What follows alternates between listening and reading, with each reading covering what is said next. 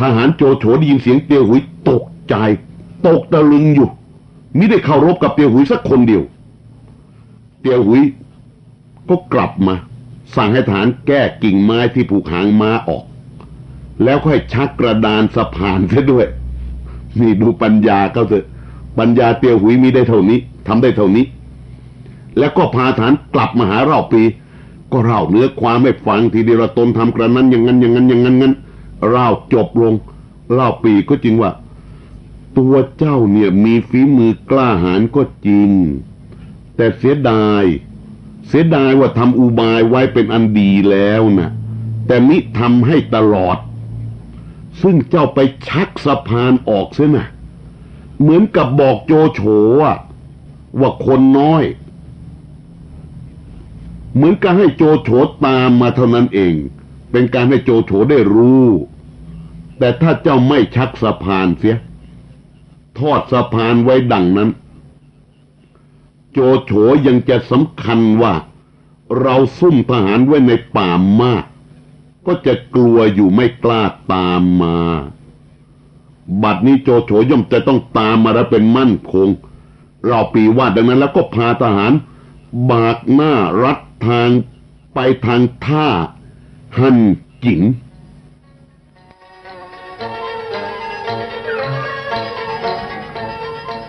เราปีไปทางท่าฮั่นจิ๋งคือทางที่นัดหมายกับกวนอูเข้าไว้กวนอูไปขอกำลังของเหล่ากีที่เมืองกังแฮให้มาช่วยเอาเรือแพมาขนหนีโจโฉน่ะเราปีมุ่งหน้าไปทางนั้นทีนี้ฝ่ายเตียวเลี้ยวเตียวครับเขาทูนี่พวกฝีมือเยี่ยมทางนั้นนี่เตียวเลี้ยวอย่างนี้เตียวครับอย่างนี้เขาทูอย่างนี้เตียวเลี้ยวนี่ทหารเก่าของลิโป้เตียวครับนี่ทหารเก่าของอ้วนเสี่ยวเขาทูนี่ฝีมือดีที่โจโฉได้มาอยู่ด้วยทั้งสามเห็นเตียวหุยหนีไปก็กลับมาบอกโจโฉว่าบัดเนี้ยเตียวหุยชักสะพานเสียแล้วหนีไปแล้วโจโฉได้ฟังดังนั้นก็รู้ทันทีเหมือนอย่างที่เราปีคิดเลยโจโฉก็บอกว่าเตียวหุยคนเดียวหามีทหารไม่จึงชักสะพานเสียแล้วหนีไปเพราะกลัวเราจะตามโจเม้งเตนี่ปัญญายิ่งผู้หนึ่งทีเดียวโจโฉก็สั่งเกณฑ์ทหาร 3,000 ให้ไปทำสะพานเป็น3 เส้นทำสะพาน3 สะพานละกำหนดให้แล้วเสร็จแต่ในวันเดียวจะได้รีบยกทหารข้ามติดตามไปลิเตียนก็จึงว่าแก่โจโฉว่าซึ่งท่านจะรีบยกตามรอบปีไปนั้นข้าพเจ้ายังคิดเกรงอยู่เกิดจะเป็นกลอุบายของขงเบ้งอันเตียวหุยจะมีปัญญาความคิดทำกลศึกลึกซึ้งถึงเพียงนี้ยังไม่เห็นด้วยข้าพเจ้าเกรงปัญญาของเบ้งอยู่ขอท่านอย่าพึ่งร่วงทำการใดไปก่อนเลยลิเตียนเข้ามากล่าวทวงติงอย่างนี้โจโฉก็จึงว่าอุบายแต่เพียงแค่นี้จะกลัวอะไรนัก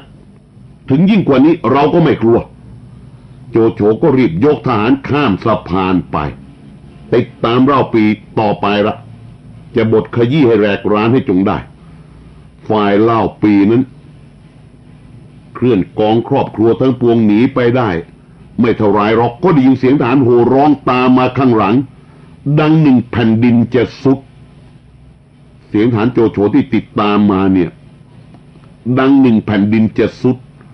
แลมาเห็นผงคลีฟุ้งตลบไปในอากาศจึงว่าเราจะไปบัดนี้ก็มีทะเลขวางหน้าอยู่ข้างหลังเรากองทัพข้าศึกก็ตามมาชะนี้จะทำประการใดดีนี่อับจนแล้วเหล่าปีก็จะสั่งใครเราเพราะก็ไม่มีใครจะสั่งนอกจากจูล่งเหล่าปีสั่งจูล่งเนี่ยให้ตระเตรียมตัวมาอยู่ข้างหลังคือบัดนี้ต้องเอากองหลังเป็นกองตั้งรับเพราะข้าศึกตามมาข้างหลังให้จูล่งลงมาคอยรับกองทัพที่จะตามมาขณะนั้น ฝ่ายติดตามคือโจโฉก็ว่าแกฐานทั้งปวงว่าเล่าปีครั้งเนี้ยอุปมาเหมือนปลาขังอยู่ในถังเสือตกอยู่ในหลุมถ้าและจะละเสียให้เล็ดลอดหนีไปได้บัดนี้ก็เสมือนปล่อยเสือเข้าป่าปล่อยปลาลงในมหาสมุทรขอทหารทั้งปวงจงได้อย่าท้อถอยเลยช่วยกันขมักเขม้นจับตัวเล่าปีให้จงได้นี่โจโฉปลุกใจฐานของตนให้กล้าทั้งที่ความจริงน่ะก็ต้องพูดว่ากล้าอยู่แล้วละด้วยมากจำนวนมากกว่ามากนักแต่ก็รู้อยู่ว่ามันเป็นการยากยิ่งที่จะได้ตัวเล่าปีเนี่ยโจโฉต้องปลุกปลอบใจเช่นเนี้ยฐานทั้งปวงเนี่ยต่างคนต่างก็รีบขึ้นหน้าขับกันตามมาเพื่อจะติดตามบทขยี้จับตัวเล่าปีให้จงได้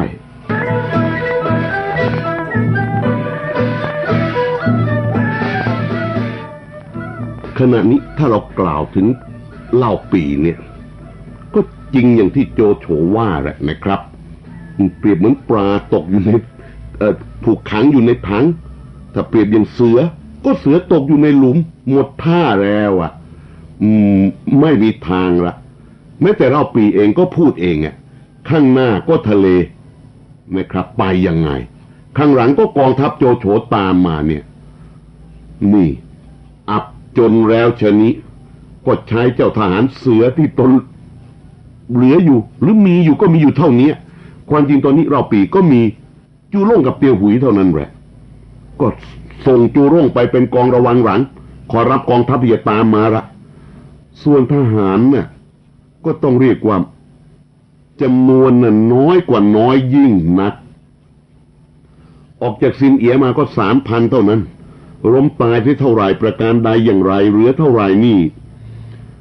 ไม่ต้องไปคำนวณก็ได้คราวนี้ก็กล่าวไปทางกวนอูสิกวนอูเถอะนี่จะเป็นผู้มาช่วยแก้ไขเหตุการณ์ได้ละเล่าปีใช้กวนอูไปกังแฮไปขอกองทัพเนี่ยไปขอกำลังเรือแพมาคอยรับเนี่ยกวนอูซึ่งไปเมืองกังแฮกวนอูได้ฐาน10,000นี่ได้ฐานจากเล่ากีมา10,000ลงเรือคุมกันกลับมาถึงกลางทางเนี่ยก็รู้ข่าวว่าเล่าปีแตกมาแล้วมาถึงสะพานเกียงปันเกี้ยวแล้วกวนอูก็อย่างที่นัดหมายคือท่าหั่นจินท่าน้ำก็ให้ทหารจอดเรือที่ท่าหั่นจินแล้วก็ยกทหารขึ้นบกมาคอยรับเล่าปีก็ยังดีนะมีกำลังทหารตั้ง10,000เล่าปีแยกไปทางลัดนะก็เลยไม่พบกันกวนอูมารับทางนี้เล่าปีไปทางลัดเสียไปถึงเนินเขาแห่งหนึ่งพบกองทัพโจโฉยกติดตามเล่าปีมาทางใหญ่กวนอูก็ขับทหารโห่ร้องรีบสวนทางขึ้นมาโจโฉเห็นดังนั้นความจริงโจโฉก็หวั่นหวาดอยู่แล้วจากที่เจ้าเตียวอีเต้กระทำการไว้นี่เป็นผลอยู่นะเตียวหุยกระทำไว้น่ะเป็นผลมากทีเดียวที่ให้ทหารตัดกิ่งไม้มาผูกหางม้าสารวนเดินจนทั้งฝุ่นฟุ้งตลบไปแล้วก็สั่งให้ติดตามลี่เตียนห้ามไงลี่เตียนห้ามไว้ว่าเกรงปัญญาคงเบ้งหรอกนะแต่ว่าเตียวหุยทำนี่ไม่เชื่อหรอกกลัวคงเบ้งเท่านั้นแหละแต่โจโฉว่าไม่กลัวมาบัดนี้สิต้องเรียกว่ามีกองทัพจากไหนไม่คิดไม่คาดไม่ฝันจะโผล่ขึ้นมาได้อย่างนี้กองทัพเตียวอูโผล่ขึ้นมางี้โจโฉก็จึงว่าซึ่งลิเตียนทัดทานเรานั้นเห็นเราจะต้องได้กลอุบายของเบ้งจริงเหมือนคำลิเตียนว่าเสียแล้วนี่ด้วยอำนาจของการกระทำจากเตียวหุยรวมกับเรื่องของขงเบ้งด้วยทำให้โจโฉ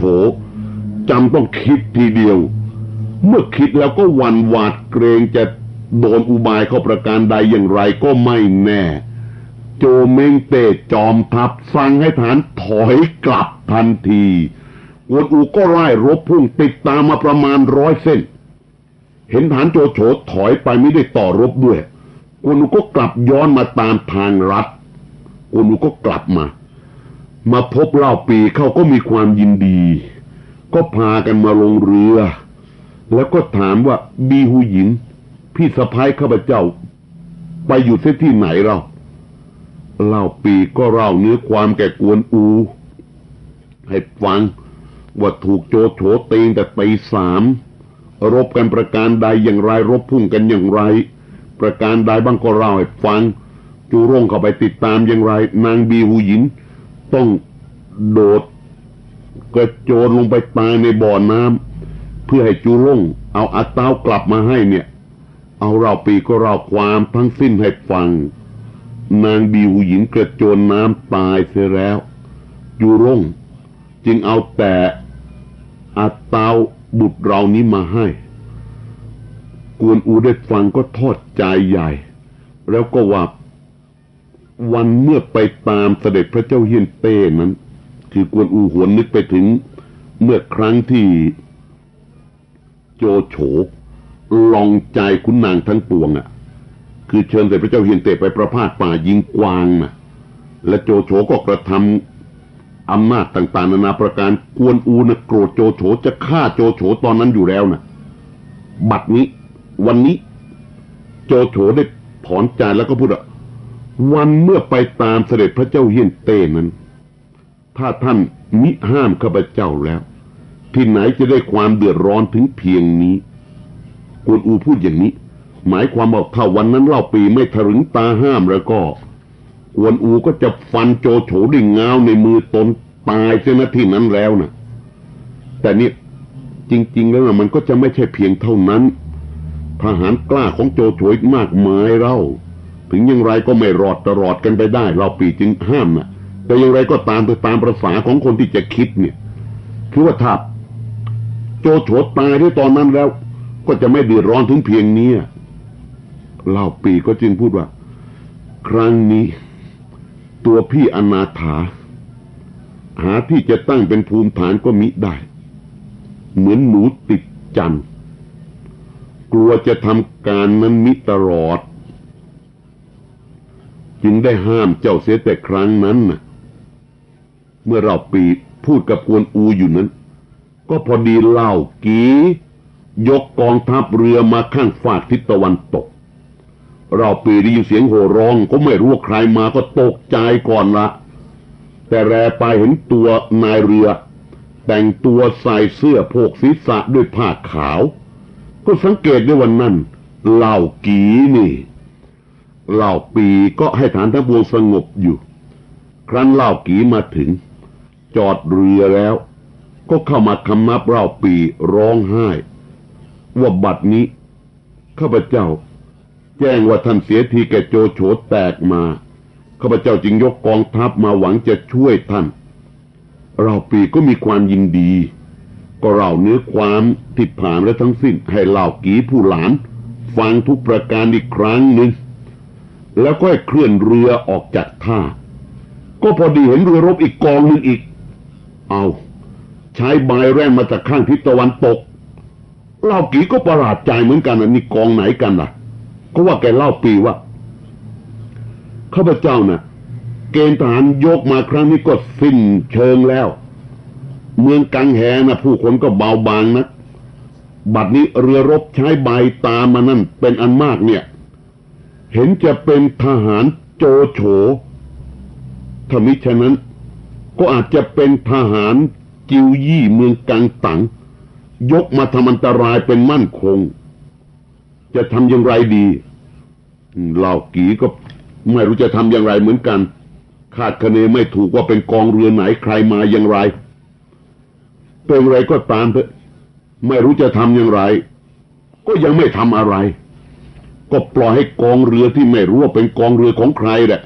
เคลื่อนใกล้เข้ามาครั้นเรือรบเข้ามาใกล้เล่าปีแลไปก็เห็นขงเบ้งนั่งมาอยู่หน้าเรือซุนเขียนอยู่ท้ายก็มีความยินดีก็จึงให้ฐานเรียกให้ข้ามฝั่งมาแล้วก็ถามว่าเหตุไฉนท่านจึงล้าหลังอยู่เช่นนี้คือขงเบ้งมาล่าสุดเลยอ้วนอูมาก่อนแล้วก็เหล่ากีมาเป็นกองสองข งเบ้งเงียบไปแต่บัดนี้เพิ่งโผล่มาเป็นกองที่3เนี่ยล้าหลังกว่าเขาอยู่อย่างเนี้ยคงเบ้งคำนับแล้วก็บอกว่าซึ่งข้าพเจ้าล้าหลังอยู่ก็เพราะอยู่เกณฑ์ผู้คนเพิ่มเติมอยู่อีกจึงช้านี่เหตุที่คงเบ้งมาช้าน่ะก็ควรอูฐานมา10,000แล้วเหล่ากีก็เกณฑ์ทหารที่เหลือมาหมดอีกคงเบ้งก็จึงเกณฑ์ผู้คนดิไม่ใช่ทหารแล้วมันจึงช้า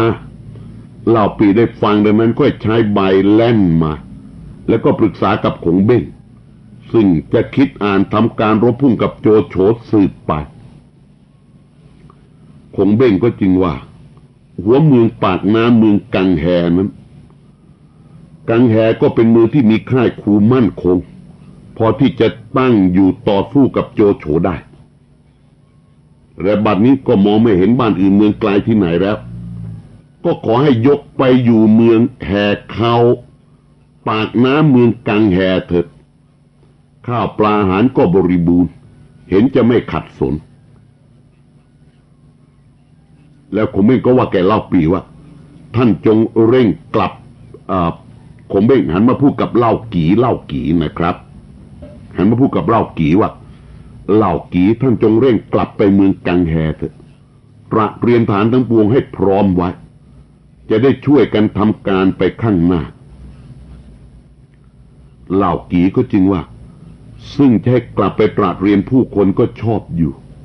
แต่ข้าพเจ้าคิดว่าจะเชิญท่านไปด้วยให้ช่วยจัดแจงทหารทั้งปวงแม้เสร็จแล้ว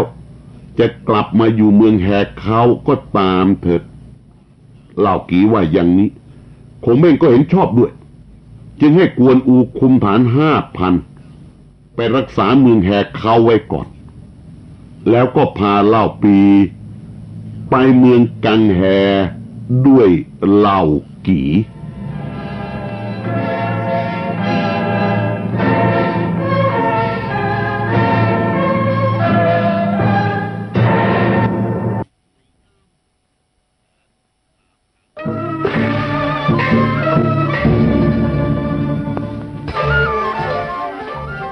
เรื่องราวของสามก๊กในตอนที่ผ่านมาก็เป็นตอนที่เล่าปีระหกระเหินย่ำแย่ต้องเสียภรรยาไปคนหนึ่งหรือจะเป็นตอนที่ยาขอบท่านหยิบยกเรื่องของจูร่งไปเขียนกันชัดเจนแจ่มแจ๋วตอนนี้ก็ว่ากันไปนะครับเอากันโดยย่อเป็นอันว่าในที่สุดกวนอูมารับทันเหล่ากีก็มาช่วยอีกคงเบ้งก็เกณฑ์เรือมาช่วยเรือได้ทันแล้วเอาในที่สุดก็เป็นอันว่าพากันหนีไปได้ข้ามน้ำไปได้ว่างั้นเหล่าปีก็คงเบ้งเนี่ยให้กวนอูไปอยู่รักษาเมืองแหกเขาไว้แล้วก็พาเล่าปีและเล่ากีด้วยไปอยู่ที่เมืองกังแห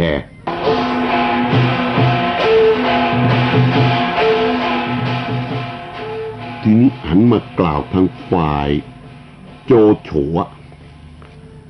ตอนที่ติดตามเล่าปีมาแล้วก็มาพบกวนอูกลางทางนะสำคัญว่าเป็นกลอุบายของคงเบ้ง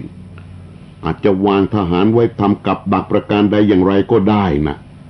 โจโฉก็ไม่อาจติดตามเล่าปีไปถอยกลับมาแล้วก็จึงคิดว่าเล่าปีหนีไปได้ชะนี้ก็น่าที่จะรุกไปตีเอาเมืองกังเหลงเป็นมั่นคงถ้าเล่าปีได้เมืองกังเหลงแล้วก็จะตั้งมั่นอยู่เห็นจะทำการลำบากนี่โจโฉคิดอย่างนี้เรียกว่าอ่านการเดินทัพของเล่าปีพลาดเลยทีเดียวละตอนนี้แต่ตอนแรกก็เป็นความจริง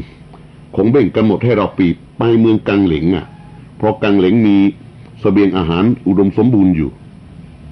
แต่แล้วกลับไม่ไปทางนั้นไปอยู่กังแหซะเลยนี่มาตอนนี้โจ โจโฉก็คิดว่าเหล่าปีคงจะไปกังหลิงก็จึงรีบยกทหารกราบหลังมาจะตีเอาเมืองกังหลิงขณะนั้นตงยี่ซึ่งอยู่รักษาเมืองเกงจิ๋วน่ะเกงจิ๋วซึ่งเป็นของเหล่าจ๋องหนีไปอยู่เมืองทรงหยงมอบเกงจิ๋วให้ตงยี่รักษาอยู่แล้วเหล่าจ๋องก็ไปถูกฆ่าตายไปแล้วนะ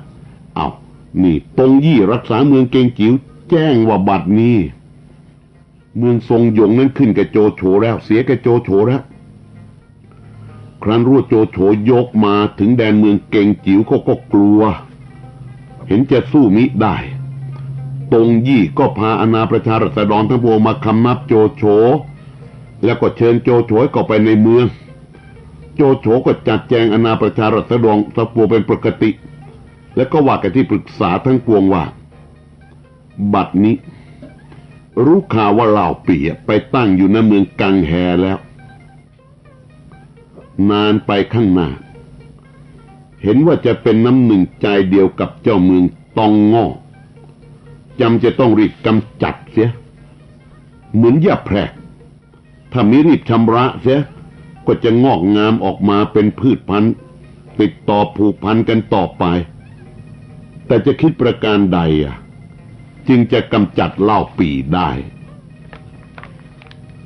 โจโฉปรึกษาของตนอย่างเนี้ยซุนฮิวก็จริงว่า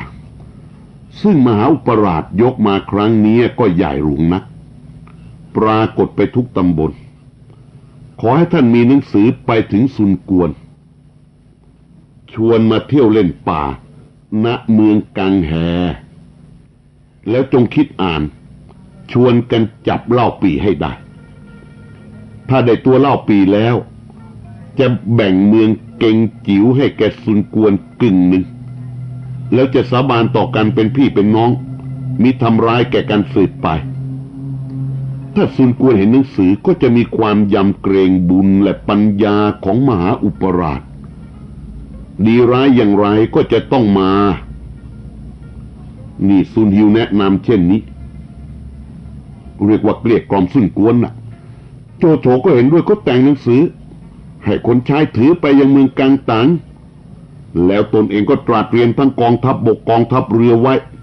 แซงให้กิตติศัพท์ปรากฏเรื่องลือไปทีเดียวว่าทหารมหาอุปราชยกมาครั้งนี้พลทั้งสิ้นเป็น100,000นี่ว่าพลายพลเป็น100เลยทีเดียวแต่ยกมาจริงๆแต่ที่แรกก็จำนวน50,000ทีนี้กระทำสิงหนาถให้ปรากฏไปว่าพลายพลนี่เป็น100,000เลยและเรือรบซึ่งจอดอยู่ชายทะเลนั้นดังหนึ่งจะเต็มไปทั้งมหาสมุทรกองทัพบกเราก็ให้ทำค่ายรายเรียงต่อกันไปเป็นระยะทางไกลถึง3,000 เส้นนี่ค่ายกองทัพบกของท่านโจเม้งเต้ท่านให้ทำยาวไปถึง3,000 เส้นระยะทางนี่ถ้าจะว่ากันโดยกำหนดแล้วนี่จากกรุงเทพนี่เลยสระบุรีคือระยะทางประมาณถึง120 กิโลเมตรถ้ามาเทียบเป็นกิโลเมตรนี่ท่านผู้ฟังอาจจะพอมองเห็นได้ชัดโจโฉสั่งให้ทำค่ายเรียงรายต่อกันไปเป็นระยะทางถึงยาวถึง120 กิโลเมตร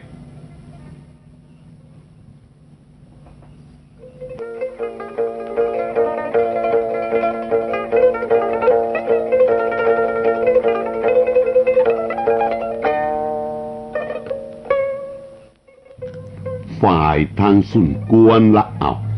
กล่าวทางเมืองกังตังบ้างซุนกวนครั้นแจ้งว่าโจโฉยกกองทัพหลวงมายังเมืองทรงหยงมันก็ต้องเรียกว่าโจโฉยกทัพหลวงนะครับเพราะโจโฉเป็น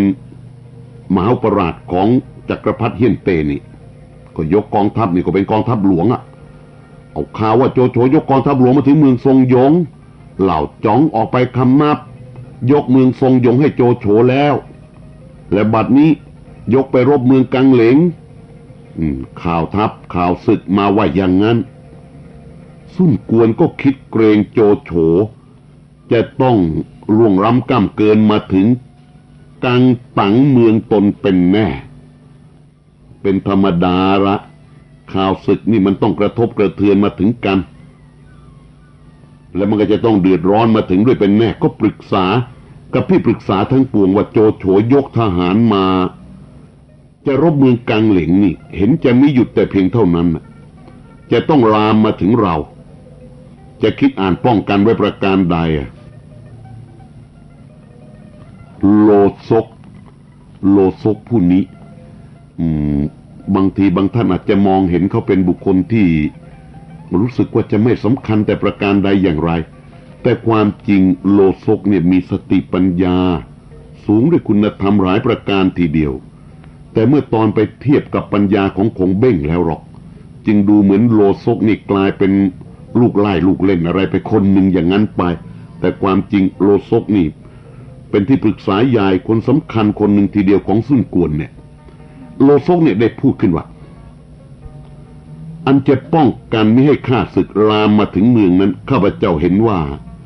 เมืองเกงจิ๋วเนี่ยเป็นเมืองใหญ่ผู้คนทั้งปวงก็พรักพร้อมสารพัดจะบริบูรณ์ถ้าเรายกฐานไปตีเมืองเกงจิ๋วและตั้งมั่นอยู่ได้แล้วจะปรารภอะไรกับทัพโจโฉยิ่งกว่านี้ก็จะป้องกันไว้ได้มิให้ข้าศึกมาถึงเมืองอันหนึ่งถ้าได้เมืองเกงจิ๋วแล้วเห็นจะตั้งตัวเป็นใหญ่ได้และบัดนี้เล่าเปียวก็ตายแล้วเล่าปีเล่าก็ระสำระสายตั้งตัวยังมิได้แตกไปอาศัยอยู่กับเล่ากีณเมืองกังแฮข้าพเจ้าจะขออุบายแต่งเครื่องเส้นทำเป็นว่าไปคำนับศพเล่าเปียวและจะพูดจาเกลี้ยกล่อมผู้คนทหารชาวเมืองเกงจิ๋วและเล่าปีให้ลงใจพร้อมกันแล้วก็เห็นว่าจะทำการกำจัดโจโฉเสียได้โดยง่ายโลซกวางแผนแนะนำแก่ซุ่นกวนเช่นนี้ก็ถูกต้องอีกแหละคือถ้าในเมืองเกงจิ๋วจริงดังว่าแล้วเนี่ยก็จะตั้งตัวเป็นใหญ่ได้โดยเกงจิ๋วเป็นเมืองหน้าด่านสำคัญเป็นที่มั่นที่ใครจะตั้งตัวให้จงได้ก็จะต้องใช้เมืองเกงจิ๋วนี่แหละเพราะเป็นเมืองติดชายทะเลซุ่นกวนได้ฟังโลซกกล่าวเช่นนั้นก็เห็นด้วยก็จัดแจงสิ่งของให้แก่โลซกไปเมืองกังแฮ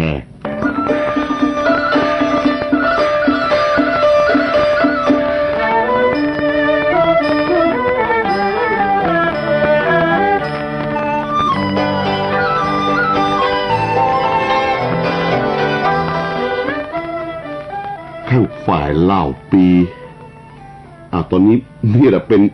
ตอนนี้เราเข้าเรื่องราวของสามก๊กอย่างถนัดถนีแท้จริงละนะครับข้างท่านโจเม้งเต้ก็หวังที่จะบทขยี้เราปีแล้วความจริงก็จะบีบขยำซุ่นกวนด้วยแต่ตอนนี้ก็วางแผนว่าจะทำเป็นไมตรีกับซุ่นกวนเพื่อจะจับเราปีให้ได้นี่ทางฝ่ายโจโฉนะนี่ข้างฝ่ายซุ่นกวนนี่ลักษณะดูจะคล้ายๆกัน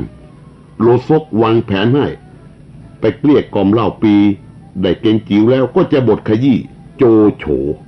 นี่มันเป็นสามเศร้ากันอยู่ที่นี่ข้างฝ่ายเล่าปีเนี่ยก็ปรึกษากับคงเบ้งว่าโจโฉยกมาครั้งนี้ใหญ่หลวงนะเกลือจะยกติดตามมาอีกเนี่ยเราจะคิดอ่านประการใดดีฮกหลง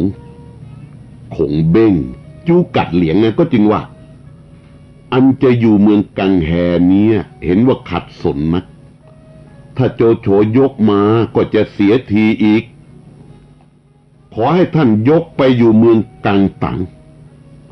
อาศัยซุ่นกวนเถอะนี่ฮกหลงเจ้าหนุ่มวัย27ผู้นี้กล่าวแนะอย่างนี้เลย ให้ยกไปอยู่เมืองกังตังอาศัยซุ่นกวนเถิด